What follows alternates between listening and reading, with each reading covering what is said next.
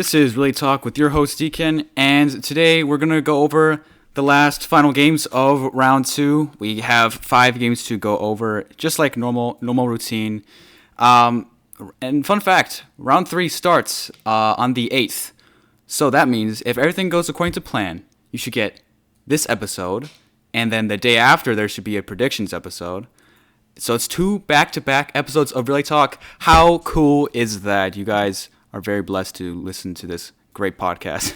Anyway, before we get into the games, I don't want to waste any of your time, but go down into the description below. Click on the link that says game predictions. I know I promise this actually exists and it's all set up. I'm looking at it right now. It is all set up. The last 2 episodes, I posted them before actually making sure the game predictions for round 3 were actually working. But please, submit some. I mean, I think by the time I have to record the game predictions for round 3, which is basically tomorrow, there probably will not be enough submitted. But if you guys can prove me wrong, that would be very, very cool. Also, I want to thank, once again, Mishbanya and also Rila for helping me take the notes for this specific episode. It does really help out. It's the reason why I'm even able to post these videos as often as they are. And yeah. Now, as for the actual games, I think I've completely given up going through them in chronological order. So, today we will start off with the Fisherman's victory over a throwaway joke. No particular reason. Maybe this is definitely not me trying to get this L out of the way. Definitely not at all. But yes, this is my team, a throwaway joke. We did lose to the Fisherman. So yeah, I'll just jump straight into it. Really, no excuses to be made. Now, this round obviously starts off with 1.16. So we had Multiportal versus Crooks, which I said, and I still believe that Crooks is probably the best 1.16 runner in the relay. So tough competition to say the least. Now, the run was basically neck and neck up to the Bastion split. Yeah, Crooks pulls ahead of Multiportal, just knowing the more optimal Bastion route, and Multiportal ends up using the entire Bastion gold, the entire supply it has to offer. And by the time that Multi gets done with all the things that they need to do to barter, Crooks is already fighting Blaze. Unfortunately, it's not good Blaze rates, but the same obviously carries over for Multiportal as well. And he actually has a lot of trouble finding the fortress, which exacerbates this huge lead that Crooks is already building up. And by the time Multi does find the fortress, Crooks is already setting up the calculator and beginning Stronghold Nether travel. Ends up having to dig through a lot of wall, unfortunately. And Crooks ends up getting a sub 12 run in game time, and Multi is not even finished fighting Blaze by the time that happens. And in fact, Multi ends up dying to the Blaze fight, but not a huge deal because he'd set a respawn anchor right in front of the spawner. Not having enough food, might as well using the Blazes to help with the death reset.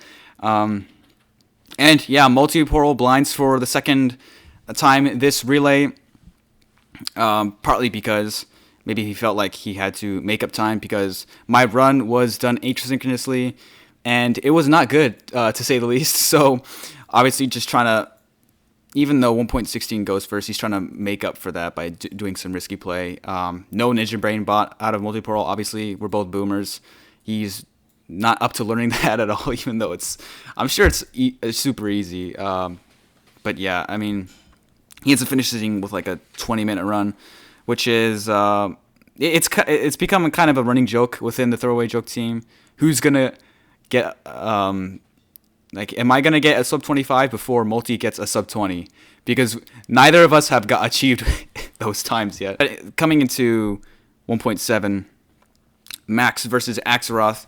We also saw some more seed world file trolling, whatever you want to call it, from the organizers. They had set up so the thing is they spawn in animals into the world just to make sure that the 1.7 runners actually have enough resources.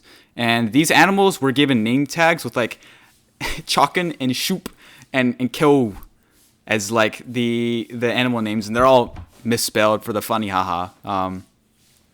Very cool. I feel like I now have an obligation to like point out every time there's these like Easter eggs, but I mean, might as well, right? The efforts of the seed testers and seed builders will not go unnoticed.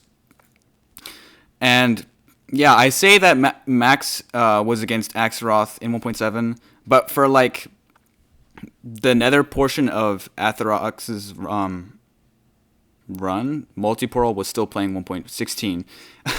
So Multiportal ends up entering the stronghold at the same time Axeroth like enters the nether.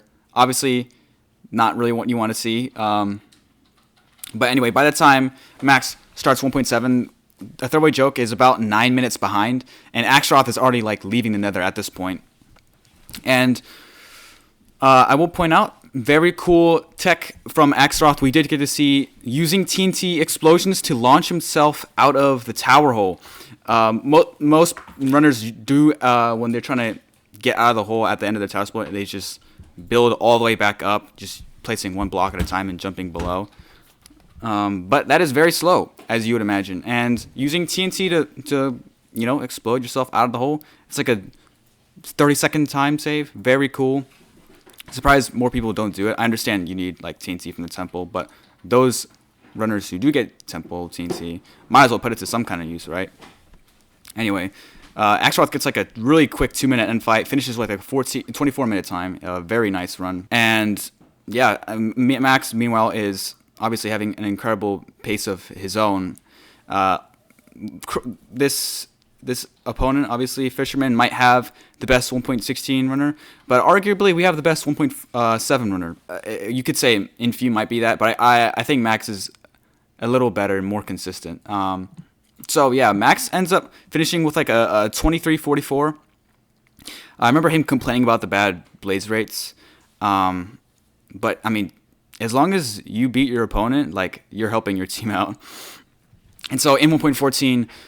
We did get a God Apple in the temple, which was very helpful because in this nether there was like a double exposed blaze spawner, which me and GD Taffel did use, which helped to counteract even more bad blaze rates. For some reason, this entire match had like bad blaze rates. I don't know how to describe it. You think like in a speedrunning tourney they would at least be a little bit better just to wow the crowd into like really fast speedruns, but nope. Now, as for our actual pace, I entered Nether at about the same time that like Taffel begins trading, so the 9 to 8 minute disadvantage is still existent. And I obviously do the same double spawner action, and both me and Taffel get about the same 15-minute village leave, but obviously he leaves in the context of the entire match before I do. And he ends up like entering the stronghold like sub 21, very good pace. And this is where things get a little dicey for the Fisherman. It all starts off with this terrible 1.14 end fight. Taffel, upon the first perch, ends up placing like a slab on top of the portal because he was doing slab cycle. But normally you place the bed on top of the pillar, but he placed the slab on accident, had to retreat. On the second perch, attempt 2, Taffel has like some pretty bad damaged beds, and he gets hit off by the dragon and he dies. So for anyone who's watching the run happen, like all of a sudden, like it seemed like our team was gonna win. I mean, I was basically on my way to the stronghold already. Taffel had died. As long as we didn't completely choke, things were gonna be fine. And it doesn't go completely fine. Upon entering the portal room, I did set a safety bed, which I was so close to not actually setting the safety bed. It's insane. Like, all it would have taken is like one extra nerve to fire off my brain, but I do. Ends up being really clutch. And upon entering the end, I actually realized that I forgot to bring a bow to the end fight. So I have to 6 bed with all the crystals up, which in theory should be easy, but it ends up going terribly. So in preparation for the tournament, I ended up switching from like shift full block, which was like a super chad but incredibly risky way to do the one cycle, to shift slab. which in theory should be like really good and should not get you hit off most of the time, if ever, because like slab is already very reliable. Shift slab, like you have to when you're jumping, you have to unshift mid jump in order to place the bed. That's how low down you are when you're using shift slab. And you guys are not going to believe me when I say this, but I got hit off by the dragon with shift slab, and if that doesn't say anything about the 1.14 N5, I don't know what does. So I made the executive decision that if I don't get a double bucket in the next game, I'm gonna do 2-cycle, and that is the end of that. If I literally did 2-cycle, like I couldn't have, first off, because I didn't have any bow and arrow. I did have arrows, but I didn't bring a bow. If I did 2-cycle this match, we would have won. But instead, like, the 1.14 dragon is just a complete troll, and I'm not gonna play any games with it. So there you go. If you want my advice, you should do the same. I'm kidding, but I'm just doing what works for me. And you know, because I fail the 1-cycle, I have to basically go back into the overworld. So I take a end reset, get killed on purpose, and by this time, like, Taffel pretty much, the ball is back into his court again. He gets a shot to win the entire match, but another 1-cycle fail. And so it's like, for a long time, it seemed like neither of us 1.14 runners could even manage to kill the dragon. And Taffel ends up having to like break the crystals by hand, not having enough arrows to finish it out. But unfortunately, it takes too long for me to, recover, going to the library, getting extra beds and all that. And Taffel does get another perch. He gets the dragon down to like 1 health, and I mean like 1 health, and the thing flies away. And so I think like the combined, like from the time that Taffel entered the end for the first time to the time when like the match did finally end, it was like a good 10 minutes. Yeah, that's all you have to really know about this specific match. Anyway, Fishermen do win, GT to them. Now, next game we have Team T-Wags versus Super Hotfire, and the Super Hotfire do pull this one out in very clean fashion, I will say. Now, we'll start off with 1.16 and the very famous Danger 1451 getting a very quick nether enter. Danger decides to like kill like 3 or 4 blaze on the way to the bastion and gets 3 rods out of it. So Hama, who was playing 1.16 for Team T-Wags, but they were basically neck and neck within the bastion, except for the fact that Danger had an extra 3 rods. And speaking of Hama, he almost like dies in the bastion, like getting down to 1 heart. Super risky stuff, but he ends up leaving a little bit before Danger does. And interestingly enough, even though Danger had like 3 extra rods, like they both hit 7 rods at about the same time. And I think that has something to do with like the fact that the blaze rods are the same. So if Danger is able to get 3 rods really quickly, then so does BJR, or not BJR, Hama. And so it's just a difference of how many blazes you get to kill, how like the spawn rates, right, which are not regulated. And actually, Hama takes the lead here, like because of a pearl hang back to the home portal.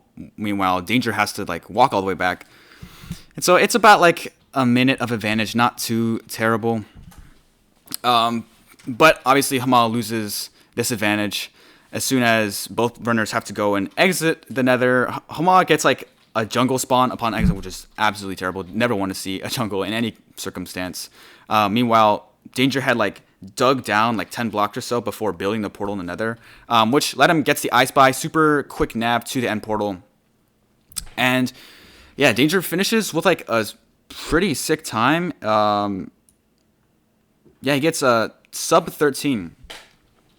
And Hama is very close behind. They only had like 14 seconds of separation in 1.16, which I mean you can only get that on in this version, because there's just not a whole lot of deviation, I would say. It's a very well optimized category.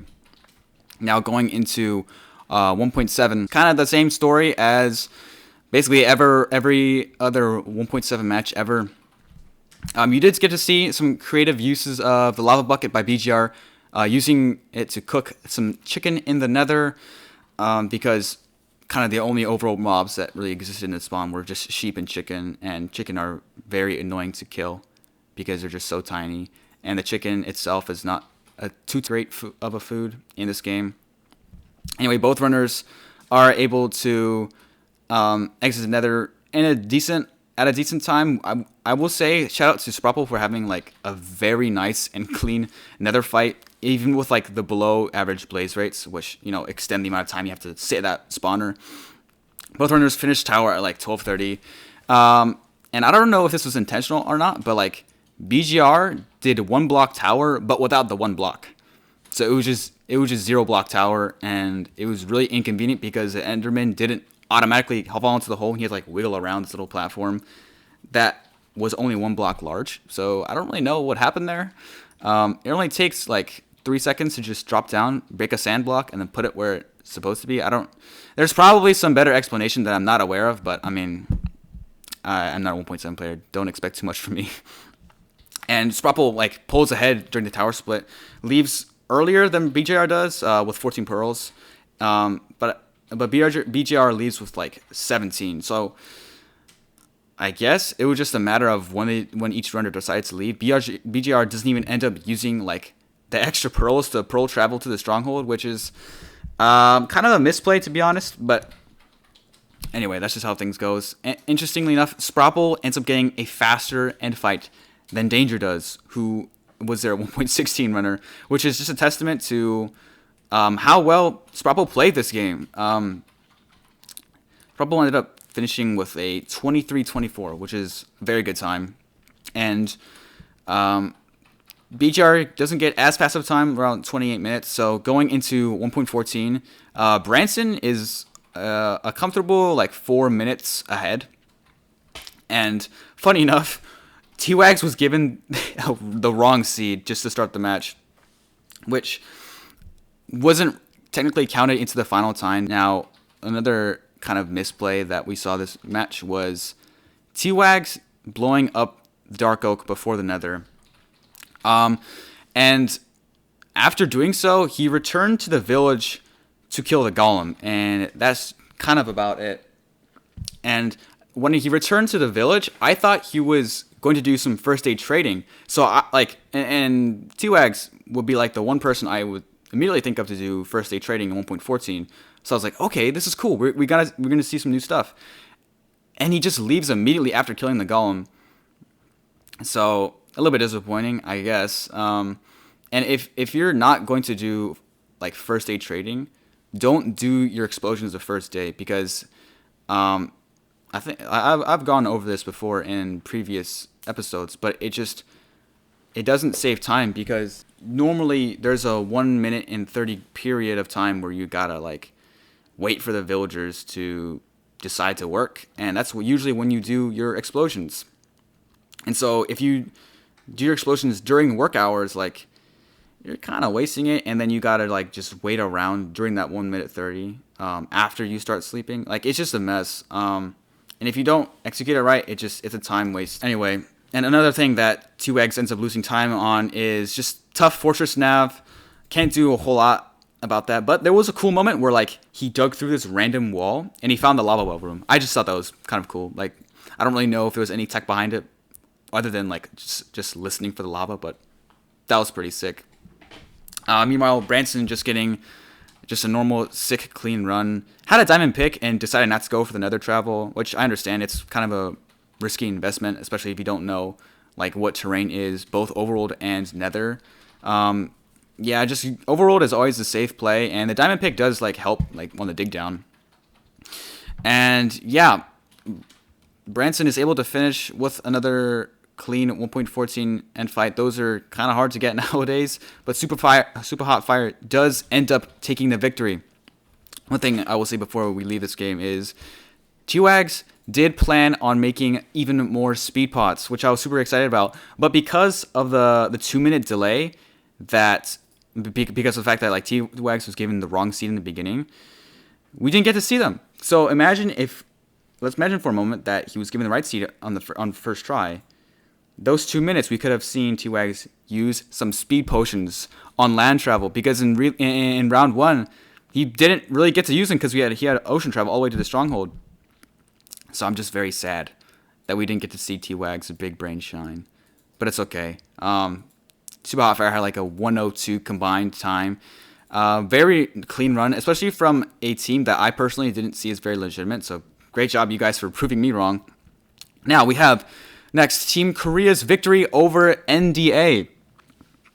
This is spoiler. This is a very long game. Starting in 1.16, the seed is not very gracious with gravel, so it's a little hard to find Flint. And Ybot ends up struggling a lot with it, but Temp decides, oh, okay, whatever, screw it. I'll just wood like the portal, and that it does end up paying off. Temp gets a slightly faster enter nether, not by a whole lot, but enough to pique interest in Team Korea.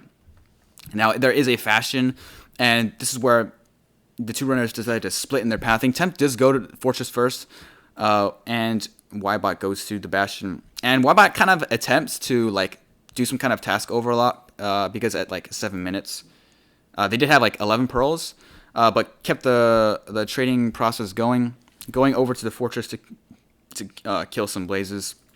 And Temp does join Ybot at the Fortress around 750, and both do have 20 Abi, so they can double travel. Now, the thing about task overlapping is you gotta be careful with it about how long you leave the items there and how far away you get from it. And like I don't really know what was running through Ybot's mind, but when Ybot went to blind for that initial calculation and coming back to the Nether, they had to make a second trip to the Bastion, obviously, where their stuff was still trading after they left, and all their stuff was despawned. Now, it was in the end, it was okay because like some extra trading ended up giving back what he needed anyway. But just a bit of a risky play, and the task overlap basically did nothing in the end, which is kind of sad, unfortunately. Now the 1.16 run just basically goes as normal. Ybot does end up ice spying into the portal room, which is super sick, and the game just comes down to a perch race. Temp finishes out with like a super scuffed 6 bed and an axe, barely able to kill the dragon. And yeah, Ybot's dragon purges only like 15 seconds slower, but because he has a much cleaner one cycle, the two 1.16 runs have like 7 seconds of difference, which is insane. That is the closest any two runs have been within the same match, which is just like 7 seconds. Ybot had like, what was it, 15:32. Temp has 15:25. That is talk about neck and neck. That is the definition of neck and neck. In 1.7, it was Haru versus two runners who had kind of screwed up 1.7 in round 1.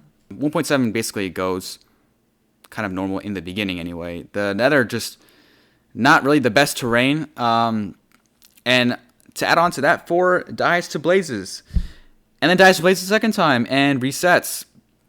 Definitely the death genes, the death tickle, the death nerve. I don't know what to call it, but it has not left 4, obviously, which is a little bit unfortunate. But Haru, on the other end, able to leave at around 10 minutes with 8 rods, and ends up leaving the tower, unfortunately, on only 10 pearls at around 19 minutes. So a whole day used, only 10 pearls, which is unfortunate. I don't think that's really due to bad rates. You should have, if you're using up the entire night. First of all, I understand that you left Nether at like very late time, but you should be able to get more than 10 pearls. And 4 leaves the Nether.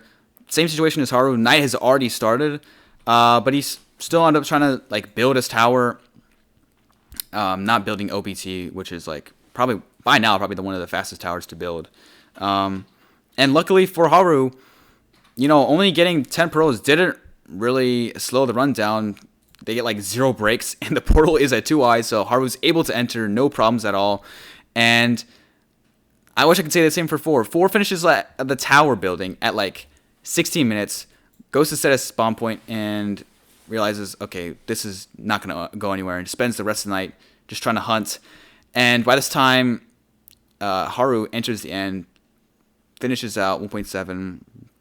And as for 4, he gets a total of 1 pearl throughout the entire second night. In the entire second night, he gets 1 pearl, which is just it's absolutely incredible. It takes a certain skill to get 1 pearl. Obviously, it's not like 4 was able to do the entire tower split for the entire night. Obviously, only able to finish the tower at 16 minutes, and then not even being able to use it for really at all. But yeah, 1 pearl is not very good to show. Anyway, by the time 1.9 to 1.15 starts, 4 is 4 reaches the stronghold, and wouldn't you know it, 9 eyes short. I don't know what else to tell you. Or if you have 1 pearl by night 1, Zidori gets a super fast horse at the very beginning of the run. Enters another at around 6 minutes roughly, but is able to leave the nether sub 9 with all 6 rods. And yeah, Zidori starts trading at 12:50, which is very close to minimum trading time. Very clean and fast-paced run. And sorry, did I say 1.14 earlier? I meant 1.15, which is actually a kind of a deciding factor in this game, because Zidori ends up misplaying the trading, not discount ascending, and that's why he has to leave on 12 pearls at 17 minutes. Now, if he had gotten 13 pearls, it wouldn't have made any difference because he left with 6 rods. So, I mean, it's not a huge deal.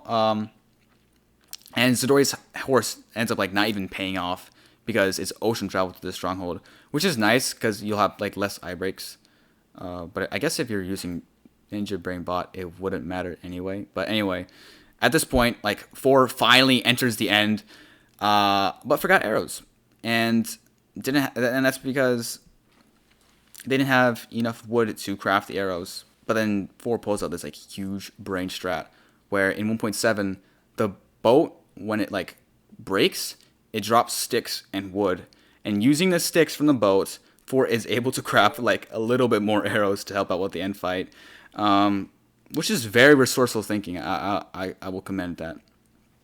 But it's all basically for nothing because Team Korea has a huge commanding lead at this point. Zidori gets a 21-minute dig down, struggles with Nav for kind of a long time, but able to enter the end. I'm kidding, no enter. Obviously, leaving on 12 pearls and 6 rods will not get you into the end comfortably anyway, reliably. Zidori's 1 pearl and 1 powder short. Basically, the play here is to nether travel back to the village, buy an extra pearl, and go to the fortress and get an extra rod. And that's basically exactly what Zidori does. And it was kind of an interesting spectacle to see 4 and Zidori both in the end at the same time. And Zidori pulls it out with a 1 hour, 24 minutes combined time for Team Korea, and they win.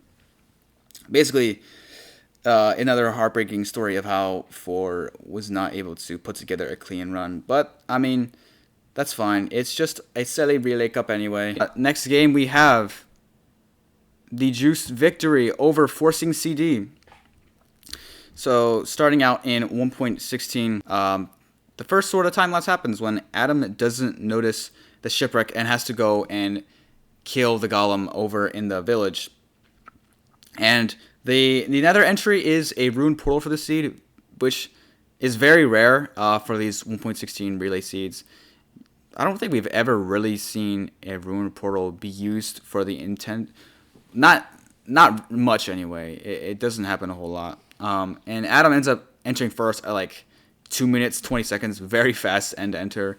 But loses some of that advantage dealing with what do you call them? Ziglins, zombie piglins, zombie pigmen, whichever preferred name you decide to choose.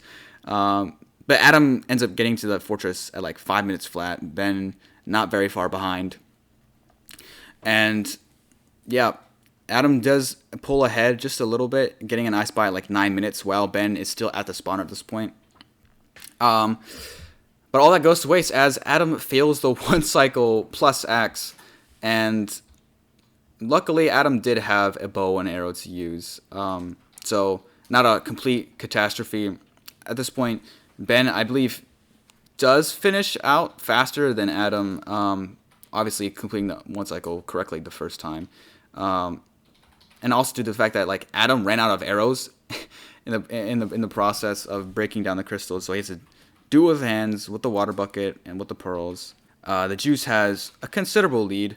The lava pool, probably for the first time ever in Relay 2, spawned in a cave as the intended nether entry, I guess. Anyway, Alex ends up entering sub 5 before BTC does, and exits like sub 8:30 with all the rods, which is a very, very good time for 1.7. You really want to make sure that you give yourself enough time to build a tower. And unfortunately, BTC cannot really pull out the same accomplishment, dying to blazes at like 10 minutes. And because of that, has to reset because of how time-based 1.7 is. And that's like 10 minutes down the drain, unfortunately. And on the second iteration, BTC is able to enter and exit the nether at a normal time. But Alex is already way ahead, leaving the tower at like 18 minutes with all the pearls, all the rods needed. And unfortunately, Alex does miss the dig down on the first try, but just like it doesn't waste a whole lot of time. Just digs into the like side of the wall, finds a portal room, and entry about like 25 minutes. And yeah, Schmalix starts 1.14 while continuing that lead. And Schmalix exits the nether at sub 8, which is just an insane pace for 1.14 as well. Able to do most of the explosions on the first day. 1.14 and 1.7 are kind of like similar in the fact that like early nether exits are very nice, although not technically like required. But they're still very nice because you get to get a lot of work done on that first day before the next night starts. And basically, when Zero starts up 1.14, there's just a lot of things that go wrong for them as well. Doesn't find the intended lava pool at first, and because of that, Zero decides to like do some first day explosions. I mean, if you don't know where the lava pool is, you don't really have anything else to do except for blow up trees. I still don't think it's a good play. You still got to find that lava pool. It doesn't matter how long it takes you. And Zero is able to find like some other lava pool, but like it spawns in another cave.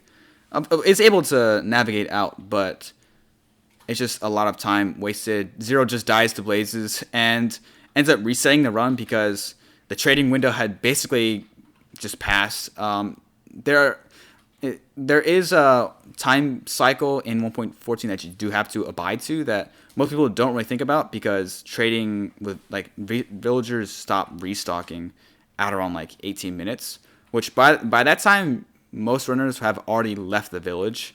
But like if you don't have the lava pool down in a considerable amount of time, like that's something I have to think about. Unfortunately, Zero has to reset because of that. Pretty rare to reset because of trading time 1.14, but I guess you gotta do it. I mean, it's better than waiting a whole nother day. And on the second run, Zero does end up finding the internet lava pool, thankfully.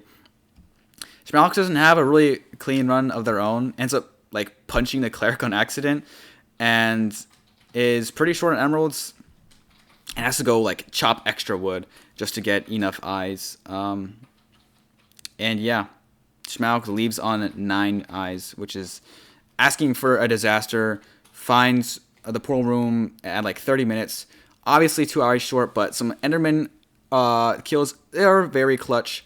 And finally, Schmalix is able to enter like the end at like sub 41. And I wish I could say it got clean from there, but no, not even close. Schmalix ends up standing too close to the fountain. It gets like completely rolled on the perch. 8-minute perch in 1.14. That is very rare. But like Zero wasn't in a position to win anyway, so all of that is fine. The Juice wins with like a 1 hour 32-minute time. Excruciating to watch. But there's nothing else. No other larger story to tell. For our last game, we have the Magnificent Three's victory over the Cottage Builders. Now, for 1.16, this seed was not very gracious when it came to the amount of food that was provided. In fact, Hoffa gets down to very low HP, just trying to kill the Hoglins for food. And this gives Emmy just a slight lead, and she ends up entering the housing bastion first. And both runners actually end up using the shipwreck potatoes for food, and they cook them, which is very cool, while trading with the piglins. And Emmy continues the lead into the fortress split. Once again, not a lot of food, but by the time Hoffa enters, the lead is still continued. And we saw another instance of, this is super common, by the way, where 20 obby is not provided, so the runners have to make a choice of whether or not they want to use home portal or force the 20 obby. And Hoffa was the person in this situation where they forced the 20 obby. Does double travel, but Emmy still hits the stronghold first by about 45-ish seconds. Both runners still very low food. That issue's never gonna go away. Obviously, hunger resets do help. Now, Hoffa does get a faster stronghold nav, and all the advantage that Emmy had is basically just gets completely erased. Hoffa enters around 30 seconds before, and ends up finishing the run before getting a 3-bed 2-anchor around 14 minutes. How much was it? Something like that. 14-minute time. Emmy's perch happens pretty soon after. Barely misses the 3-bed 1-anchor, but is able to melee it to death. Now going into 1.7, the blacksmith loot was very good, and so was the temple, but they were kind of in equal distance. So Toast goes for the temple first. Meanwhile, Oxy heads to the blacksmith first. And since there's enough obby for a quick nether portal in the blacksmith, Oxy's able to enter that nether before Toast does. Now, as for the actual nether split itself, they're basically the similar paces, especially on exit, even though Oxy had that little bit of time of entering advantage. Unfortunately, Toast did mess up the tower build just a little bit, forgetting to place the ladders here and there, and spends a good amount of time just trying to fix it, because in 1.7 there's just this weird thing where if you drop an even or odd number of blocks onto a ladder, you have to make sure the ladder is placed at a specific. It's super weird, and it's such a pre 1.9 thing to exist. But yeah, you gotta be real specific where you place the ladders. And this basically evens out the paces again. And yeah, 1.7 continues. Toast has a bit of a struggle with the end fight, but is able to finish anyway. And 1.7 was basically pretty neck and neck for basically the entire run. Except for the end where Toast kind of struggling with the end fight. And so for 1.14, the Magnificent 3 is about 3 to 4 minutes behind. The blaze rates in this version really aren't not that great, and Blob ends up dying in the fortress, and so this 3-4 minute advantage all wiped away. Malin, who very famous in my heart anyway for dying repeatedly in round 1, gets the lead, does not die in the nether, and yeah, in fact, Blob had wasted lost so much time that Malin was able to finish explosions just as Blob started them. And so it's kind of a reversal of you were this specific split in the run ahead, and now you're this specific split behind in that same run. If that makes sense. I don't for the 1.14 runners, hopefully you understand what I'm saying here. Yeah, and Malin is basically done trading as soon as Blob starts. So I mean, the lead completely got reversed in 1.14. Not so much because of Malin, although it does take clean play for Malin for that to happen. But Blob just unfortunately taking a death, and Blob also another misplay crafts a lot of wood, dark oak logs, into like the 6-sided wood.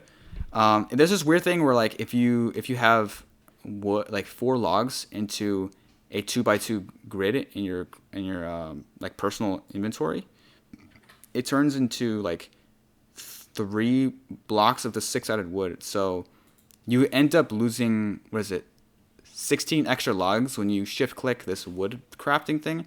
It's super weird, and you do it all the time when you're using dark oak, but it's unfortunate. Bob only able to like leave on 12 pearls, and yeah, like basically 3 minutes behind at this point in the run. Bob also messes up the calculator with Ninja Brain Bot. Just a lot of things went wrong, and it's kind of sad to see because the Juice like had the lead, had a pretty comfortable lead up until this point. I can't even speak, but just not able to close it out. And yeah, another reason they weren't able to close it out, Blob overshooting the stronghold, and yeah. Now, it was a little closer towards the end. Malin had to wait a lot of time for the perch, and Malin almost misses the 1 cycle, but is able to finish it off with some melee hits, and that is the end of that game.